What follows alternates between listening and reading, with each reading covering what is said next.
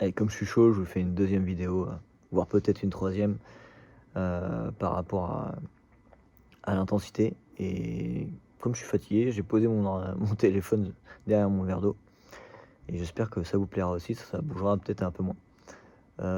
Bref, ce qui est important, c'est, ce qu'on parlait de la gestion de l'intensité, de l'effort.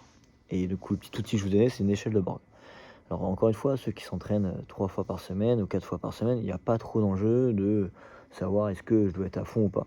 Suivant si vous travaillez de la technique, bah, ça va de soi, on apprend d'abord à marcher, donc on fait une intensité faible et puis une fois qu'on maîtrise le geste, bah, on commence à courir, quoi. On essaie de mettre un peu plus d'intensité et de gérer. Donc l'objectif quand on s'entraîne 2 ou 3 fois par semaine, c'est plutôt d'apprendre de la technique que de gérer, l'intensité, le physique et cetera. Mais ceux qui s'entraînent déjà 5 fois par semaine, 6 fois par semaine, il y a un enjeu de ce que je vous racontais, de pas être pied au plancher, pardon, tout le temps. Moi, quand j'étais plus jeune, là, je m'entraînais au collège, déjà tous les jours et même jusqu'au lycée, même quand je m'entraînais 2 fois par jour, j'essayais toujours, d'être à fond sur toutes les séances. Donc en course à pied, pleine balle, on partait 1 heure, bah, je partais courir à pleine balle 1 heure.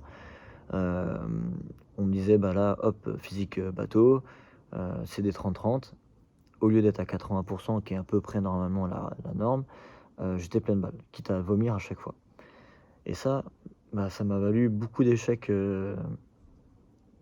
bah, ça a forgé bien sûr, mon mental, donc ça c'est très bien. On appelle ça la résilience en équipe de France, le goût de l'effort et ça c'est chouette, mais j'ai aussi beaucoup de blessures et j'ai aussi, pas développé trop ma vitesse de pointe. Et pourtant, si on parle du modèle de performance du kayak polo, d'un point de vue physique, hein, pas forcément technique, ça se joue, donc c'est un sport d'intermittent, à récupération incomplète, parce que, bah, on fait des sprints très hauts, à très haute intensité, mais on récupère pas complètement, comme on sprint, par exemple, en course en ligne, ou plutôt en course à pied, sur un 100 mètres, on le fait en je sais pas combien de secondes là, en 10 secondes et on a 2 heures et après on refait une manche. Nous, on fait un sprint, on récupère, tranquillement, voire on revient, de façon modérée et on doit repartir. Et les actions décisives, de ce que j'ai pu voir ce week-end, encore une fois, bah, c'est souvent quand on se lance pleine balle, quand on va tirer fort, c'est pas quand on est en mode rando et qu'on tire, en cloche, tranquillou, quoi. Ça arrive de temps en temps, mais c'est pas là qu'on nous attend. Donc il faut vraiment développer de la haute intensité, tant sur le côté physique, mais aussi sur le côté technique. Je vous ai dit tout à l'heure là, on apprend d'abord à marcher, puis après on apprend à courir. Et on gagne quand on court en fait. On gagne pas quand on marche. Voilà, bon, j'arrête sur les petites métaphores, mais l'intention c'est de dire qu'il faut pas partir pleine balle. Parce que si on part pleine balle, comme j'ai fait quand j'étais jeune, finalement on n'est jamais pleine balle. On est toujours à 70%. Donc l'intention, c'est de dire dans la semaine, quand vous entraînez encore une fois 6 fois dans la semaine, bah, c'est de dire: «Je vais pas partir pleine balle tous les jours». Sur l'échelle de Borg, pleine balle, c'est, l'effort 8 à partir de 8 sur 10, 9 et 10, on est dans de la très haute intensité et ça, on peut le faire le 8 et le 9 sur 10, 2 fois dans la semaine, pas plus. Si vous faites une fois du 10, vous allez mettre déjà 2 jours à vous en remettre. Ceux qui font de la muscu ou des fois qui disent: «Bah, je fais une activité que j'ai pas l'habitude, je vais faire de l'escalade par exemple ou alors je vais courir ou je vais faire du crossfit pour la première fois».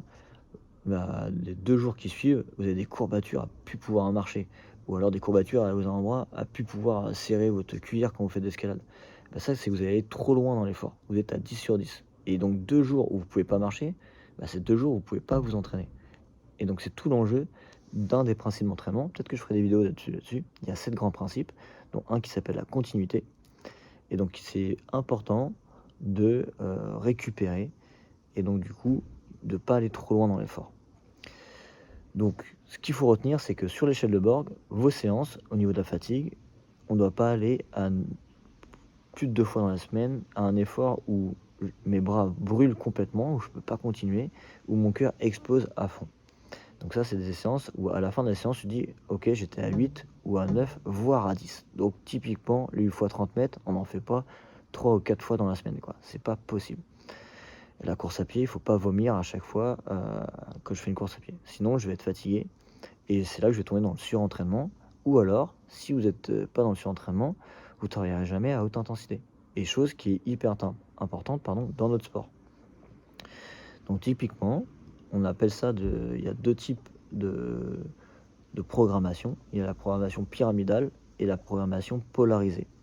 Pyramidale, c'est-à-dire que, ok, bah, sur mes 6 entraînements, je vais faire pendant toute une cycle, on va dire, de reprise, septembre-octobre. Souvent, on parlait de ça avant, mais maintenant, là, bah, c'est les U23 qui sont terminés. Vous avez fait une petite pause après la Coupe de France. Quand vous allez reprendre l'entraînement au bout de 2 semaines, et ben, pendant 1 mois et demi, par exemple, je vais faire plutôt des bornes en kayak pendant longtemps et pour faire la caisse, l'endurance. Et puis après, une fois que j'aurai fait ça pendant 3 à 4 semaines, et ben derrière, je vais faire un cycle où je vais faire de la capacité aérobie, donc des 30-30, pendant, je sais pas moi, 3 semaines. Puis après, je vais faire de la vitesse.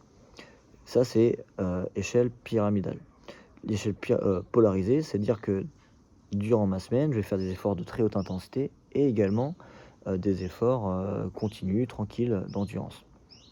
Donc c'est les 2 modèles. Les 2 modèles sont hyper intéressants. Si je fais un parallèle avec la préparation physique, donc le renforcement musculaire ou la muscu, typiquement, je fais un cycle d'endurance de 30 reps, puis après je ferai un cycle de force-puissance de 10 reps, et puis après je ferai un cycle de force max de 5, 2, 1 rep.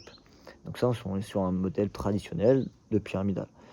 Un modèle un peu mixte ou polarisé, ça serait que dans ma semaine, bah, tant je peux faire les 30 reps que je peux faire de la force max. Bon, je vais peut-être un peu loin dans les notions d'entraînement. Ce que je voulais vraiment vous sensibiliser, c'est éviter d'être toujours pleine balle, parce que pleine balle, en fait, vous serez jamais à pleine balle, vous serez toujours au milieu. Et c'est pas au milieu haut, c'est plutôt au milieu bas. Alors que nous, ce qu'on veut, c'est plutôt dire, ok, bah, de temps en temps, j'ai des séances bas en intensité, 3-4, et ça me permettra d'aller chercher le 8. Et de temps en temps, j'aurai des 6. Mais si je veux faire toujours des 6, ou toujours j'essaie d'aller chercher des 8, du coup je serai en 6, bah je serai horizontal, et là, pas de progression, surentraînement, pas de qualité de vitesse, et tout ce qu'on a besoin en kayak. Voilà, je vous laisse tranquille. Si jamais c'est pas très clair comme sujet, n'hésitez pas à revenir vers moi. Ce que je vais faire, c'est que en description, je vais rappeler quelques principes. Peut-être que je vous mettrai un document pour apprendre à connaître son effort avec un test. Et comme ça pourra permettre de gérer un petit peu cet effort. Allez, bah, n'hésitez pas à commenter, à m'envoyer des petits messages. Si vous commentez, ça pourra aider tout le monde, et moi, ça me permettra aussi d'éviter de me répéter tout le temps. Voilà, je vous remercie, à plus les polistes, ciao.